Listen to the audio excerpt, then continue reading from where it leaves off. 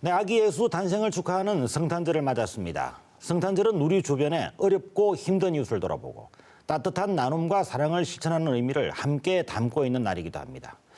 성탄절을 맞아 오늘 인사이드 대담에서는 정말 특별한 분을 모셨습니다. 천주교 마산교구장 백이현 주교와 함께 성탄절의 의미를 되새겨보는 시간 가져보겠습니다. 마산교구는 양산시 등 경남 일부 지역을 제외한 18개 시군을 모두 관할하고 있습니다. 자, 마산교구장이신 백이현 주교님 자리에 나와 있습니다. 안녕하십니까? 반갑습니다. 예, 반갑습니다. 예. 정말 특별한 날이고 또 바쁘실 텐데 자리에 나오셔서 정말 감사합니다. 고맙습니다. 예, 오늘 불러주셔서. 좋은 말씀 많이 기대하겠습니다. 네. 예. 성탄절을 맞으시는 감회 다른 분들보다도 아주 특별하실 것 같은데요. 먼저 경남도민들 그리고 저희 시청자들께 성탄절 메시지를 좀 보내주시기 바랍니다. 예, 메시지라면 간단하게 얘기해야 되겠죠. 우리 사회가 정치적으로 경제적으로 많이 어렵고 혼란스러운데 특별히 여러 가지 문제로 모두 암울한 속에서 지내고 있습니다. 마음이 많이 어둡고 국민 모두가 힘들어합니다. 아픕니다. 그 속에 성탄의 큰 진리의 빛이 깊이 비춰서 어둠이 사라지고 다시 모두 환한 모습으로 돌아오게 되기를 간절히 바랍니다. 이상입니다. 네. 자, 요즘 성탄절이라고 하면 이런 종교나 이념 또 이런 것들을 모두 떠나서 많은 사람들이 이런 성탄을 즐기는 기념하는 그런 날이 됐지 않습니까? 그렇습니다. 이런 우리 경남도민들도 나름대로 특별한 의미가 있기 때문에 성탄절을 이렇게 축하하고 즐기고 있는 걸로 생각이 되는데요.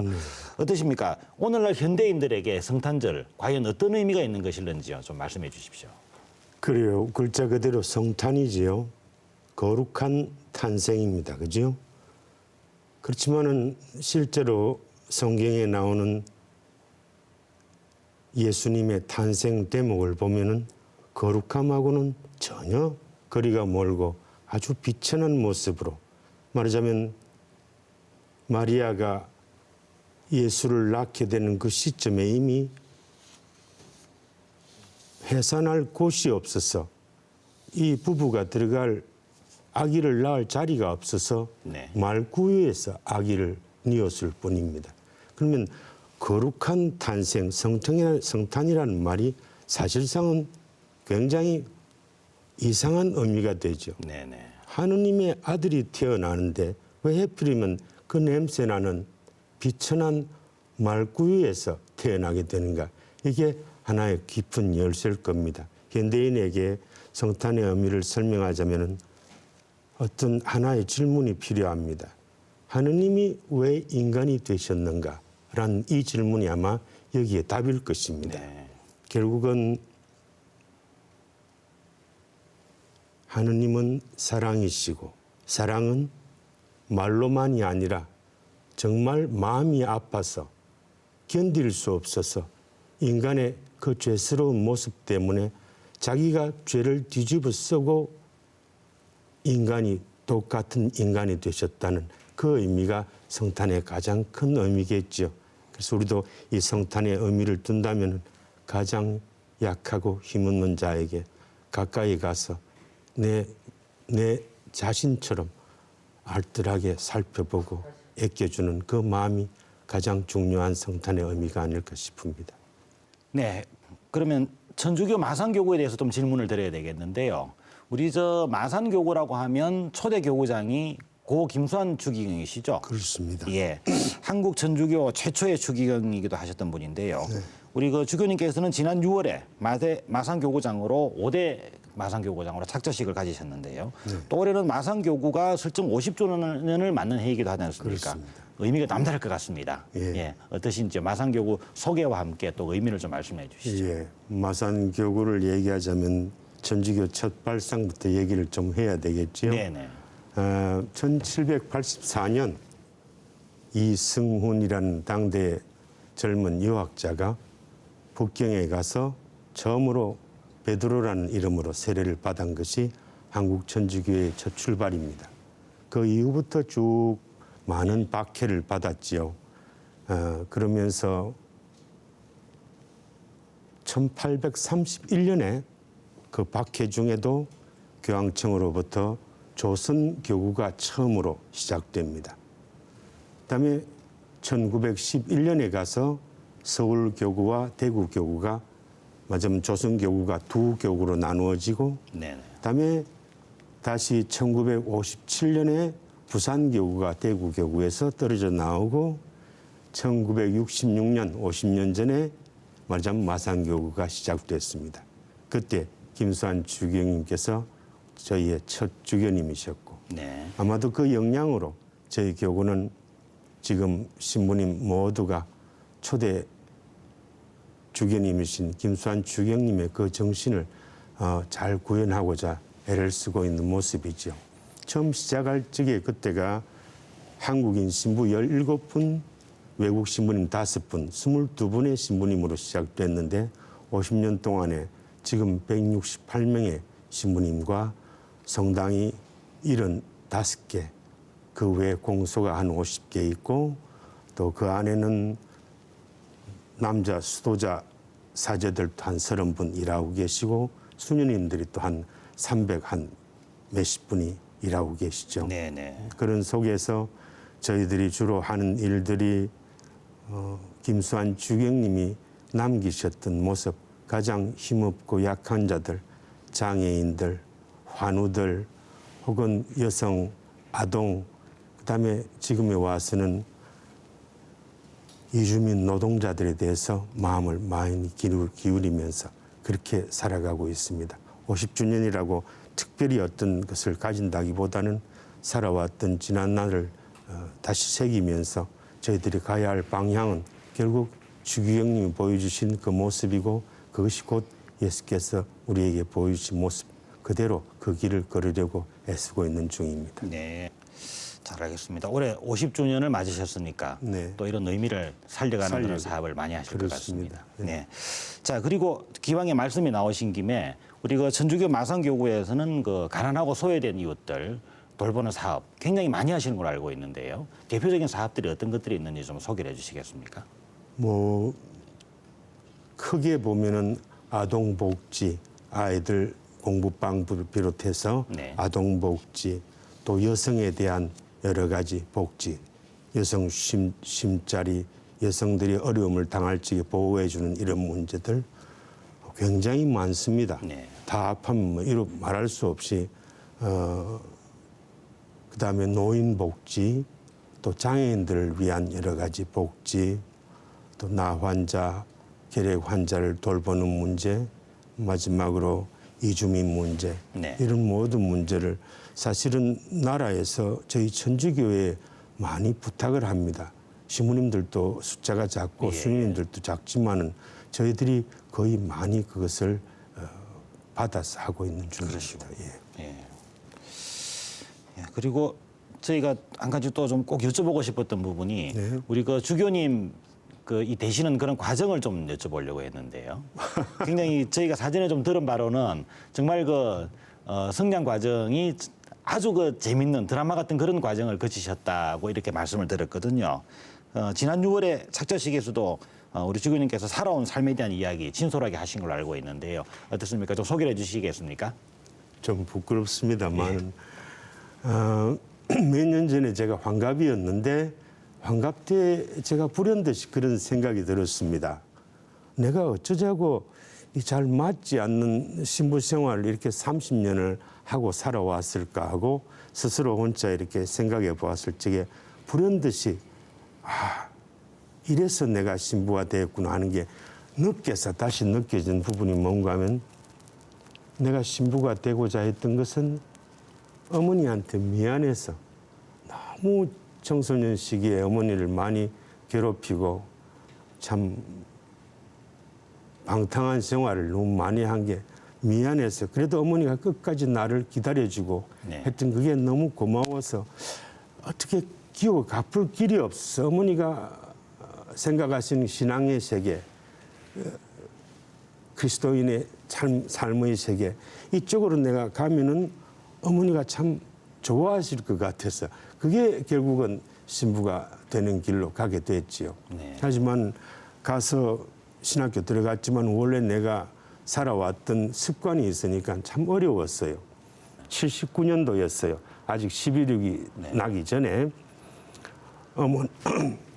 제가 수술을 받고 들어누워 있고 어머니가 소록도에 의사로 자원해서 가셨어요. 예, 봉사활동 오랫동안 하셨다고. 네, 소록도에 76년도에 가서 계셨는데 나도 어머니 같이 있었죠. 나는 꼼짝없이 누워 있고 어머니는 병원 갔다 오셔서 그날 밤에 늦게 이런 말을 했어요. 내가 처녀 때부터 이 소록도에 오고 싶었는데 결국 내 인생이 다 점으로서 60이 넘어서 가셨거든요. 네네. 소록도에. 왜 이제서 하느님이 보내주셨는가. 결국은 환갑이 넘어서 76년도에 가셨는데 어머니 얘기는 그거예요. 왜 이렇게 오래 걸렸을까? 왜 그때 안 보내주고? 네. 그때 왔더라면은 내가 젊고 실력 있고 의사로서 환자들을 대했을 거다.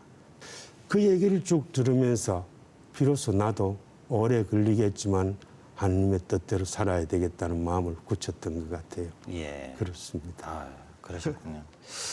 네, 정말 말씀을 들어보니까 젊은 시절을 정말 파란만장하게 보내시고 또 어린 시절도 특히나 이런 그 요즘으로 말하자면 이런 그 이 청소년 문제 청소년 이런 그 내용이었던 것 같은데요. 죄송합니다만은 네. 어떻습니까?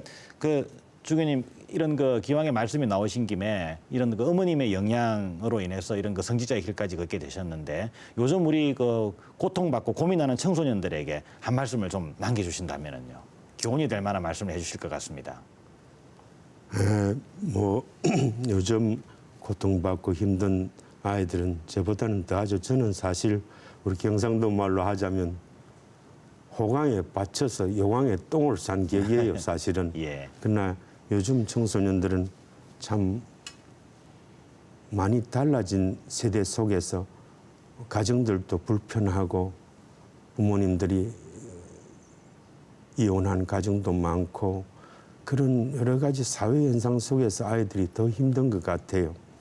그러나 어쨌든 한 가지만은 꼭 얘기하고 싶은 게 아무리 청소년 시절에 여러 가지 방황하고 힘들더라도 마음 깊은 곳에 반드시 나는 그래도 의미가 있는 사람이라는 것.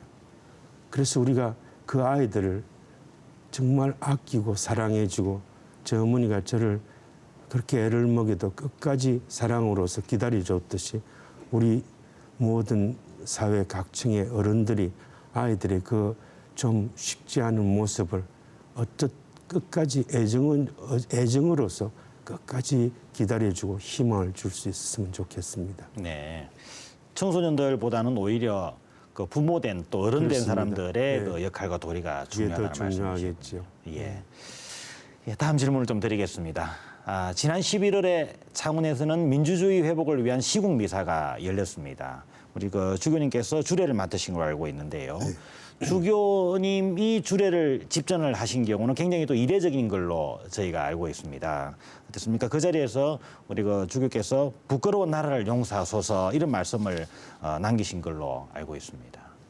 조금 전에 인사말에서도 말씀하셨지만은 이런 그 최순실 국정농단 사태 이후에 전국 성당 곳곳에서 이런 그 미사가 열리고 있는데 시국 관련된 미사죠. 어떻게 보시는지요? 예, 그 시국 미사도 그렇지만 그 전에 1년 전에 세월호 일주기 미사도 제가 그때 집전을 네. 하면서 그런 얘기를 했습니다.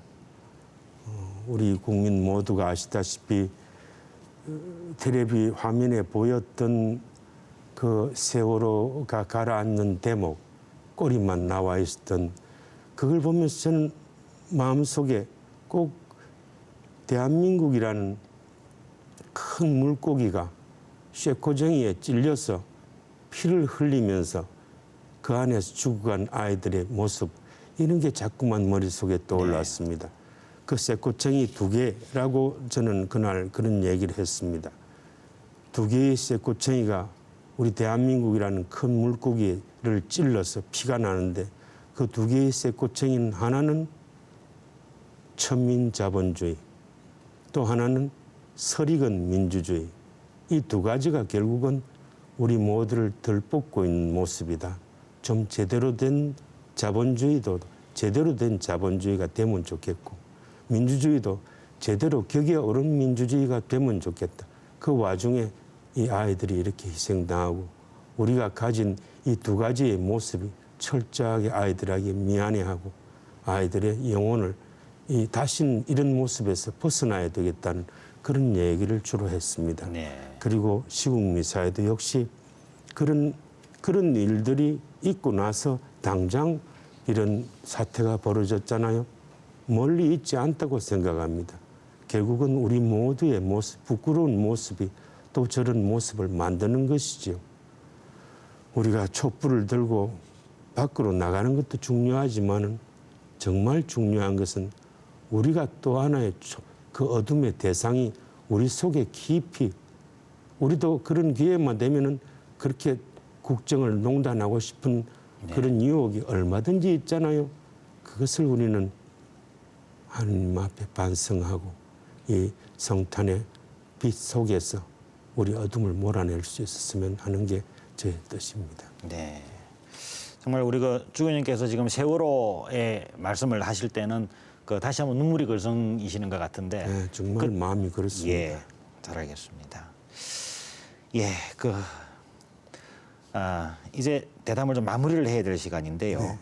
앞으로 우리 전주교 마산교구 나갈 방향에 대해서도 고민이 아주 많으실 것 같습니다. 어떻습니까? 지금 앞으로 계획이나 방향 또 그리실 큰 그림이 있으시다면 어떤 게 있으실는지요? 지금 슬픈 자, 지금 헐벗은 자, 지금 우는 자, 그 사람들을 같이 껴안고 그 사람들을 위로해 주는 그것이 참으로 예수의 모습이었고 우리도 우리 교구에 나갈 방향은 그것이고 그것을 제일 먼저 우리에게 보여주신 김수환 주기영님의 모습이 우리에게 그대로 있기 때문에 우리의 나갈 방향은 이미 정해져 있는 거죠. 가까이 가서 보면 다들 부족한 인간들이고 고뇌에 차있죠 모두 다. 하지만 멀리 하느님께서 우리를 비추어 주시기 때문에 우리의 고뇌에 찬 모습이 다른 이웃에게 참으로 편안함으로 다가가서 이웃들이 우리 때문에 살 맛이 나는 그런 모습으로 성장되기를 우리 천주교인들은 참으로 그런 모습이 되기를 바랍니다. 그래서 한마디 더 하자면 최근에 우리 대한민국의 교육계는 이미 많이 권위가 있어야 할 권위가 없어져 버리고 법조계도 그렇고 국민 모두가 믿어야 할 권위가 없어짐으로써 참 방황하고 허무주의에 빠질 수 있는데 우리 천주교마저 그러면 안 되겠죠. 우리만큼은 이웃에게 허무주의 말고 희망을 주는 그런 모습으로 살아나가고자 노력하겠습니다. 네. 감사합니다. 감사합니다.